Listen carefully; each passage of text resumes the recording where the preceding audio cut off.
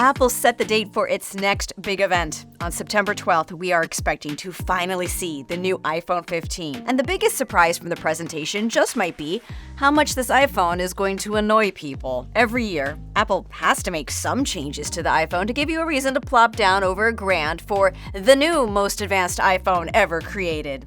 It is the most advanced iPhone we've ever created. But when you look at all the things rumored to change this time around, like ports and buttons and prices to name a few, we have a perfect little stew cooking up that is just going to feed the outrage click gremlins. Apple knows it has to tread carefully in how it presents all of these changes to keep everything in a positive light. Apple has been down this route a few times before. These folks are masters of marketing. The reason to move on, I'm going to give you 3 of them, but it really comes down to one word: courage. It just might be a little more challenging for Apple this time when there are multiple changes requiring courage from consumers. But you don't need one more thing to stir you up. As we get ready for the big iPhone 15 reveal event, nothing has been announced yet, but I want you prepared and aware of what is possible. Let's go over how folks might feel sour in this iPhone announcement and the ways that Apple could flip it to sweeten us up.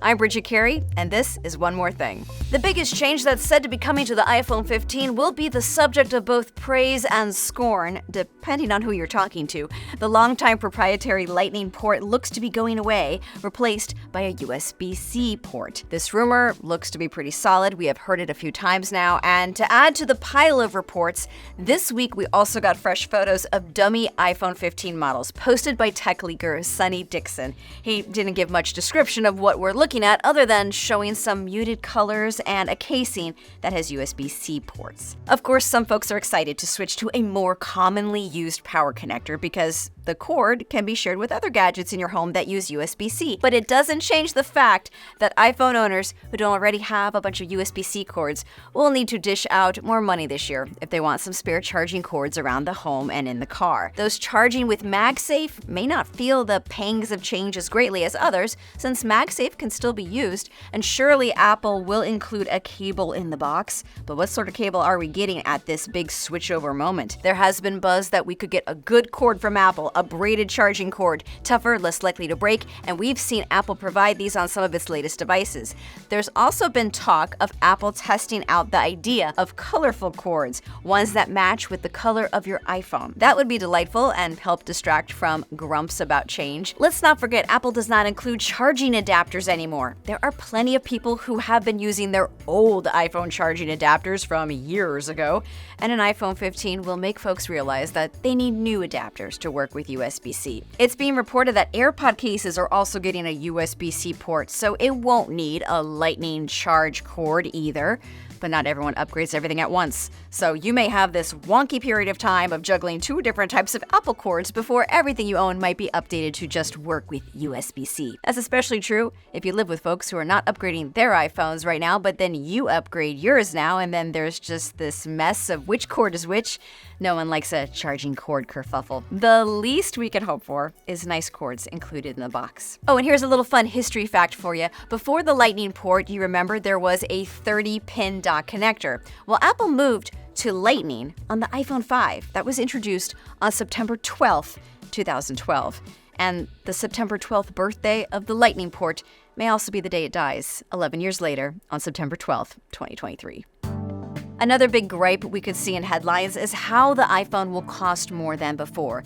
Even while we are in this slowing smartphone market, analysts expect that Apple will increase the price of the high-end Pro and Pro Max models by $100 to $200 more than last year. The regular iPhone 15, it may keep the same price as before, starting at around $800. But it is the Pro models that would cost more. We first got a $1,000 iPhone in 2017 with the iPhone 10.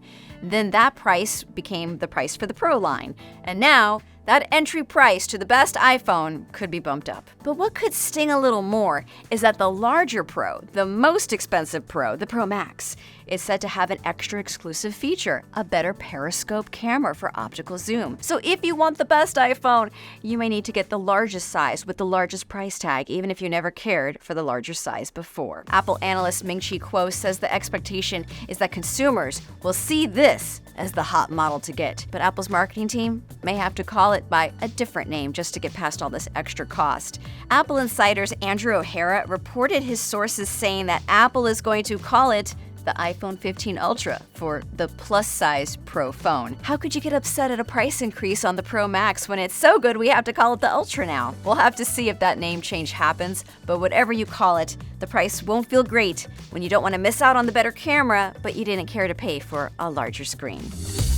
Here's another thing to push buttons, a new button. Rumor has it that the switch for silencing your ring is going away on the Pro models to be replaced by an action button, which could still be used to toggle silent mode on and off, but it could be programmed to do other things. Well, if I upgrade, I'm gonna have to change my ways because I always like looking at the little switch to know if it is in silent mode or not, but moving to an action button could also be handy to be used as a shortcut for things that you do all the time, like turn on the flashlight, or start a voice memo, or turn on accessibility features. There will be some muscle memory adjustments needed for long-term iPhone owners to get used to it, like learning not to press it when you don't mean to, but let's hope Apple gives some great examples during the presentation of how this change can make life easier. I know this event is not for the Vision Pro, but I think somehow criticism of the Vision Pro will make its way into the event from viewers of the stream having different expectations. I could totally see Apple making some passing mention about the Vision Pro progress. Maybe Tim Cook will drop a little news nugget about it, or maybe mention how it's going to work with the iPhone 15. I think Apple has to keep that headset hype going when, in just a few weeks, Meta is going to show off the Quest 3 at the Meta Connect event. But talking about the Vision Pro at an iPhone event could get people rolling their eyes. There are people who just want to focus on the iPhone and not hear about an expensive headset. And then again, if Apple does not mention it at all, folks could criticize Apple for not updating us on their biggest product launch in years. Does Apple have any motivation to surprise us anymore at these events by looking vulnerable and talking about upcoming products? Apple events don't really feel like true events. It's all pre-recorded. There's no more live stage presentations. It's become one long product commercial. This is my gripe with the iPhone event. There used to be some magic in live stage presentations because you could feel the energy when it was done in front of a live audience. And sure, maybe it won't go right all the time, but it was human and authentic. Now with everything pre-taped and the jokes all polished and edited, we're losing some of the spark. We're losing the wanderlust. Wanderlust is the theme of this year's event, as you can see on the invitations sent to press. I wonder how Apple can get us to feel that sense of wonder when I don't see a CEO touch a new product in front of a live stage audience anymore. Perhaps going back to live could help sweeten everything about why people like tuning into Apple events to begin with, for the wonder of what new tech may change our world.